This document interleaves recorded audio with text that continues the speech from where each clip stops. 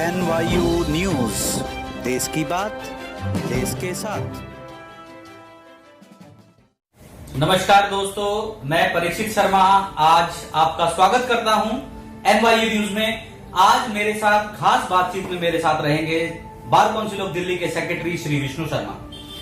आज उनसे जानेंगे कि उनका एक मथुरा से, एक छोटे शहर से लेकर और दिल्ली तक का सफर कैसा रहा, क्या क्या मुसीबतों का सामना करना पड़ा, क्या क्या चुनौतियां उन्होंने झेली, किस तरीके से वकालत के पेशे में आए और किस तरीके से बार काउंसिल ऑफ दिल्ली के सेक्रेटरी तक का पद उन्होंने हासिल कर लिया। जी हाँ, आज आपके चहेते, क्योंकि चहेते का वर्ड इसलिए यूज कर रहा हूं क्योंकि हर व्यक्ति उनके व्यवहार से खुश रहता है, उनके आचार से खुश रहता है, उनकी महकती हुई सूरत से खुश रहता है। जी हाँ, मेरे साथ आज विष्णु शर्मा जी मौजूद हैं और विष्णु शर्मा जी आपका बहुत बहुत स्वागत है हमारे प्रोग्राम में। इंटरव्यू एक जो खास प्रोग्राम हमारे चैनल ने NYU न्यूज ने चलाया हुआ है।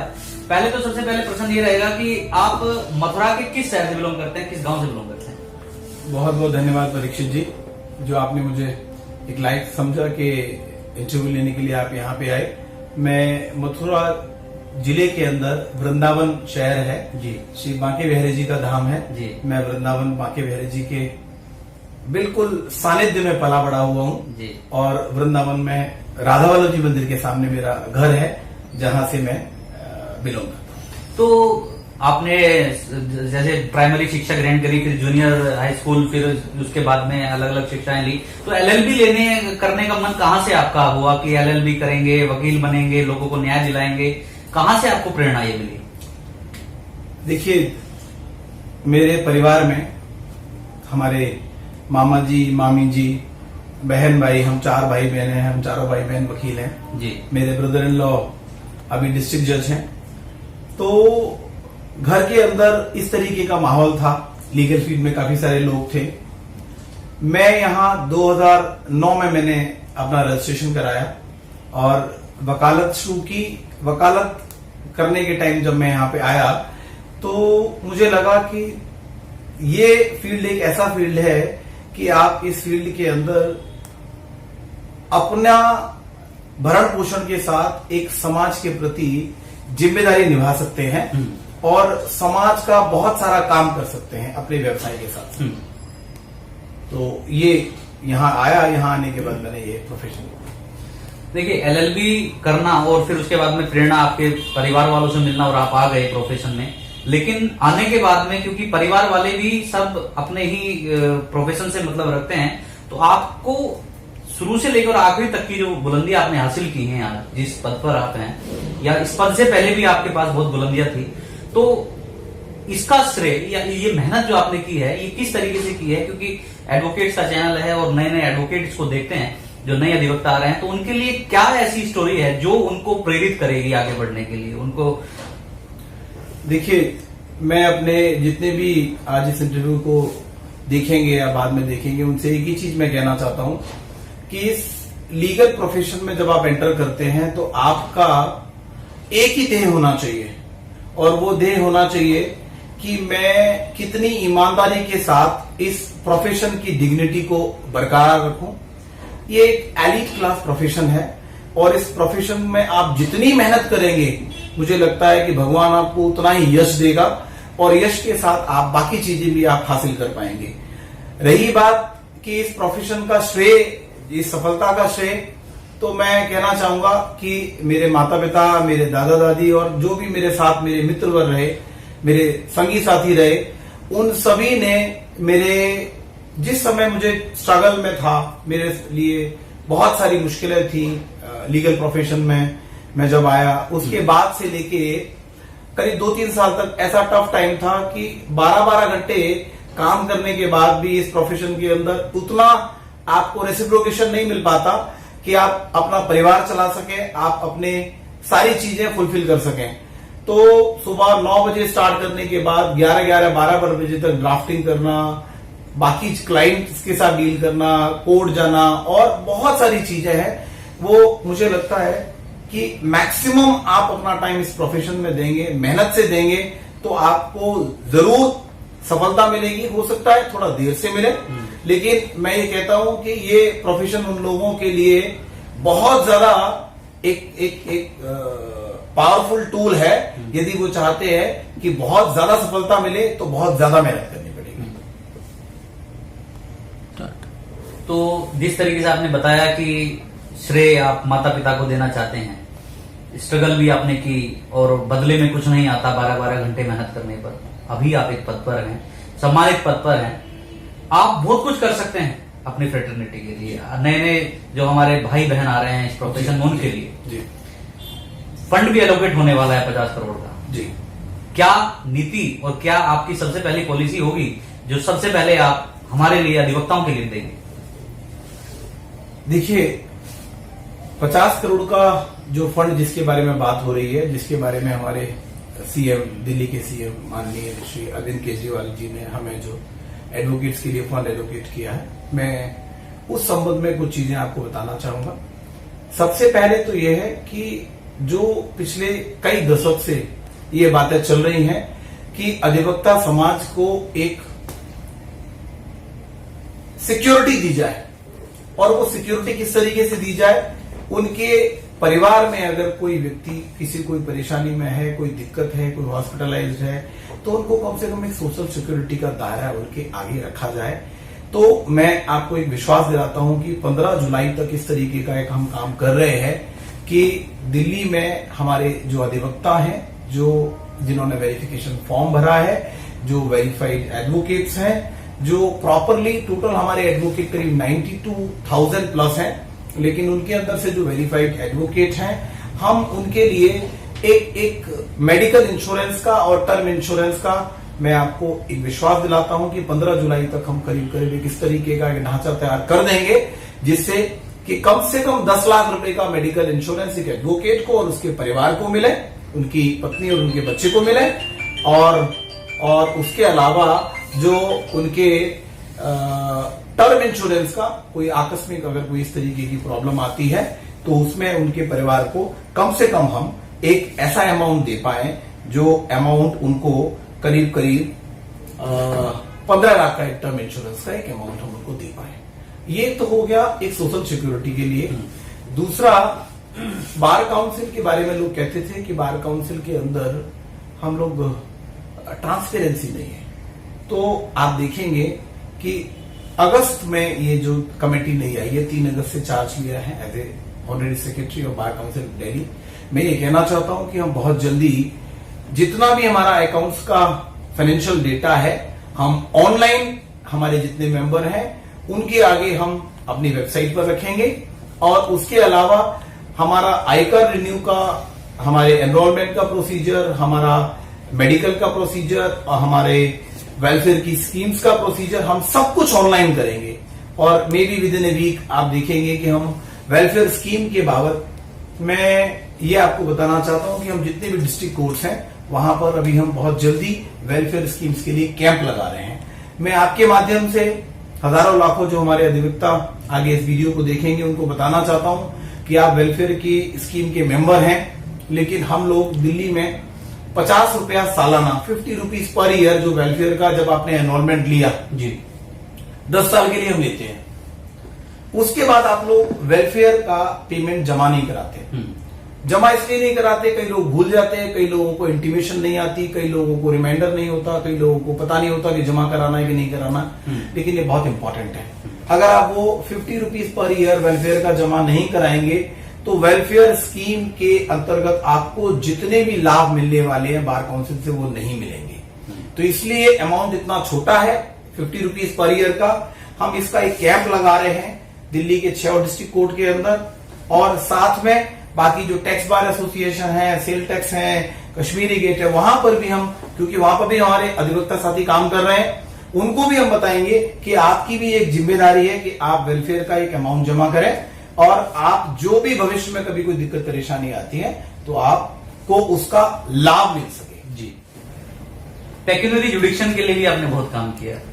2 करोड़ का पेक्यूनरी जुडिक्शन जिस समय आया, उस समय आपके हम तंबू लगे देखते थे 30,000 में, कभी सेंट्रल हॉल के सामने, कभी भंडारा होते देखते थे, कभी इधर देखते थे। तो उस पेक्यूनरी जुडिक्शन के लिए इतना काम किया, क्या इस पेक्यूनरी जुडिक्शन ने सेक्रेटरी बनाया? देखिए 2011 में जब मुझे पता लगा कि मुंबई का पेक्यूनियरी जुरिसडिक्शन बढ़ा और मेट्रोपॉलिटन सिटी के अंदर जो चार Delhi Mumbai metropolitan city, Delhi Mumbai Calcutta metros के अंदर जो पेक्यूनियरी जुरिसडिक्शन का इशू है वो पार्लियामेंट से गवर्न होता है। तो 2011 से लेके 2013 तक लगातार हम दिल्ली के 7 एमपी से मिले, सीएम से मिले, एलजी से मिले, उनको रिप्रेजेंटेशन दिया कि देखिए 2012 के अंदर जो एडिशनल डिस्ट्रिक्ट जज एडीजे का जो पेक्यूनियरी जुरिसडिक्शन है वो 20 लाख है और दिल्ली के अंदर ऐसा कोई एरिया नहीं है जहां 20 लाख रुपए का एक फ्लोर भी मिल जाए। एक सामान्य आदमी को जो एक एलआईजी के फ्लैट में रहता है, एक फ्लोर में रहता है, उसको अपने लिए न्याय पाने के लिए उसको हाईकोर्ट तक गुहार लगानी पड़ती है और हाईकोर्ट गुहार लगाने का मतलब है उसकी 2 अपॉर्चुनिटीज का लॉस हो रहा है सीधा सीधा। एक, अगर वो सिविल जज, सीनियर सिविल जज के अपना मुकदमा डालता है तो उसकी अपील जाती है उसकी अपील जाती है डिस्ट्रिक्ट जज के, एडिशनल डिस्ट्रिक्ट जज के, और एडिशनल डिस्ट्रिक्ट जज के बाद जब अपील डिसाइड होती है तो फिर वो जाती है हाई कोर्ट। यहां पर क्या हो रहा है कि डायरेक्ट मुकदमा जो केसेस है वो हाई कोर्ट में फाइल हो रहे हैं, तो उनकी 2 अपॉर्चुनिटी तो वो लोग अवेल नहीं कर पा रहे। और दूसरा कि जस्टिस एट डोर स्टेप जो गवर्नमेंट ने कहा है उसका तो कहीं किसी तरीके का फुलफिलमेंट हो ही नहीं रहा, क्योंकि एक आदमी करावल नगर से हाईकोर्ट आ रहा है फाइल करने के लिए, एक आदमी द्वारका से आ रहा है। जब आपने द्वारका के एरिया के लिए द्वारका कोर्ट बनाई है, करावल नगर और दिलशाद गार्डन के लिए आपने कड़कड़डुमा बनाई है, तो आदमी को वहां पे जस्टिस एट डोर स्टेप का मतलब है कि आप पेक्यूनियरी जुरिसडिक्शन इस तरीके का बनाएं, अनलिमिटेड रखें। क्या हम ये कामयाब तो हो गए ना?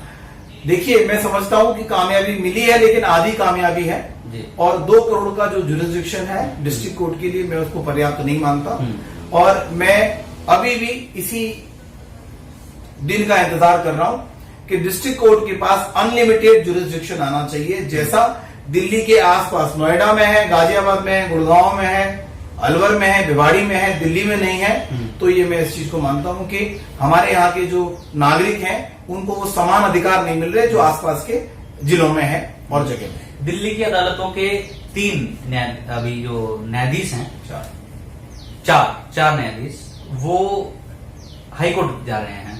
उनके लिए क्या शुभ संदेश देना चाहेंगे, क्या गुड विशेष देना चाहेंगे?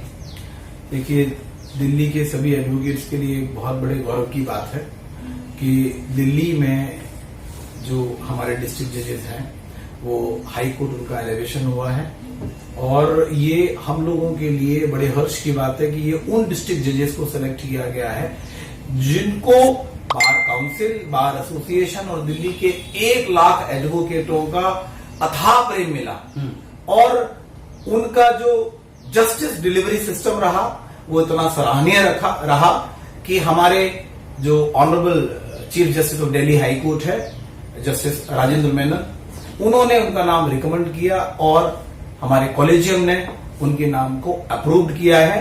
तो मैं उन चारों डिस्ट्रिक्ट जज जो हमारे हैं, जो अभी हमारे would be high court justice होंगे, हमारे रजीश भटनागर जी, हमारे तलवंत सिंह जी, हम आशा मेनन जी और हमारे विजय सेठी साहब, मैं सभी को बहुत बहुत बधाई देता हूं और दिल्ली के तमाम एडवोकेट्स को भी बधाई देता हूं कि उनके अथाह प्रेम और उनके प्रयास से और आज ये हमारे चीजें। तो क्या फेयरवेल पार्टी का इंतजाम होगा या वेलकम पार्टी का हाई कोर्ट की तरफ से? देखिए, ये तो वक्त आने में पता पड़ेगा कि फेयरवेल पार्टी का है कि वेलकम का है, लेकिन हम सब एडवोकेट चाहते हैं कि इसी तरीके से हमारे दिल्ली हाई कोर्ट के चीफ जस्टिस राजेंद्र मेनन साहब हैं, वो हमारे सुप्रीम कोर्ट जाएं और जितना अच्छा उन्होंने इतने कम टेन्योर में यहाँ किया है, मुझे लगता है बहुत सराहनीय काम है, बहुत सराहनीय काम है। उन्होंने बहुत दिल्ली के लिए बहुत कुछ किया है, बहुत कुछ दिल्ली के लिए बहुत कुछ किया है। Rajendra Menon chief justice Delhi high court के विषय में secretary bar council of Delhi Vishnu Sharma ji ने बताया। इसके अलग भी बहुत सारे ऐसे चीजें हैं। विष्णु शर्मा जी, एलएलबी के क्षेत्र में आप आ गए, आपको श्रेय माता पिता को आपने दिया यहाँ पे आने का, आपकी सफलता का, लेकिन एक जो अभी कहानी है वो मैं पूछना चाहता हूं आपसे। जिस समय आपने बार काउंसिल ऑफ दिल्ली में इलेक्शन के लिए अप्लाई किया, आपने कैंडिडेट का पर्चा भर दिया, उसके बाद में जिस समय लास्ट दिन काउंटिंग चल रही थी जी, उस समय आप 30 के लगभग चल रहे थे, 33 पे चल रहे थे। जी जी। तो 33 से वो 25 तक का सफर, 23 तक का सफर, 25 से भी क्रॉस कर जाना ऊपर, तो केदारनाथ भगवान को देना चाहेंगे या बांके बिहारी जी को देना चाहेंगे? क्योंकि आप तो स्पिरिचुअल इतने हैं और अलग अलग जितने भी हमारे स्थान हैं भक्ति के, वहां पे जाते रहते हैं समय समय पर, तो किसको देना चाहेंगे? मेरे अनुसार, हमारे अनुसार, क्योंकि NYU न्यूज और आपका हमारा साथ हमेशा आपके साथ रहा, उस समय भी हमने देखा आपको लगातार, आपको फेसबुक के माध्यम से, सोशल मीडिया के माध्यम से, और सभी जानते हैं कि आप एक भक्ति भाव वाले इंसान हैं। आपके अंदर दया है, आपके अंदर प्रेम है, और आपको उस वेशभूषा में मैंने देखा है जिसमें साधु होते हैं। तो किसको देना चाहेंगे आप सबसे ज्यादा श्रेय? देखिए, जा पर कृपा राम की हुई, ता पर कृपा करे सब कोई। तो मैं इस सारी चीजें जो आपने कही, मैं उनको बहुत संक्षेप में आपको बताता हूं कि प्रभु राम की, भगवान शिव की, बांके बिहारी लाल की, श्री राधा वल्लभ लाल की, गोवर्धन महाराज की जब कृपा होती है तो चमत्कार आपको दिखते हैं, और वो चमत्कार के रूप में ठाकुर जी की कृपा पात्र, मैं उस कृपा के लायक रहा। मुझे बहुत गौरव है कि बार काउंसिल का जो काउंटिंग चल रही थी वो लगातार 1 महीने से भी ज्यादा टाइम चला जी। और 27वें 28वें दिन तक 33 नंबर, फिर 32, फिर 31, फिर 30, फिर 29, फिर 28, 27, 25, 24, 23। तो मैं सबका श्रेय मैं अपने इष्ट देव को देना चाहता हूं, और मुझे लगता है कि उनकी कृपा के बिना संसार में कुछ भी संभव नहीं है। तो ईश्वर की कृपा हुई और आपको मेंबर बनाया बार काउंसिल ऑफ दिल्ली का, उसके बाद में पहली ही बार में आपको सेक्रेटरी का ताज भी मिला। तो जी जी कुछ बोलना चाह रहे थे? मैं मेंबर बनने का भी श्रेय और सेक्रेटरी बनने का भी श्रेय मैं अपने आप को, हमारे जितने भी यहाँ साथी हैं, जो 52,000 हमारे एडवोकेट है और आज की डेट में जो 1 लाख एडवोकेट के आसपास है हमारे, मैं उनको देना चाहता हूँ, क्योंकि ये उनके प्यार और उनके परम स्नेह की वजह से हुआ, अदरवाइज बहुत मुश्किल था। ईश्वर ने अपना काम कर दिया है, हमने अपना काम कर दिया है, अधिवक्ताओं ने अपना काम कर दिया है, अब आपको अपना काम करना है। अधिवक्ताओं के हितों के लिए जो योजनाएं आप तैयार करेंगे, उसका इंतजार बिल्कुल तरीके से सारे अधिवक्ता बाट जोड़कर इस तरीके से हाथ करके देखें।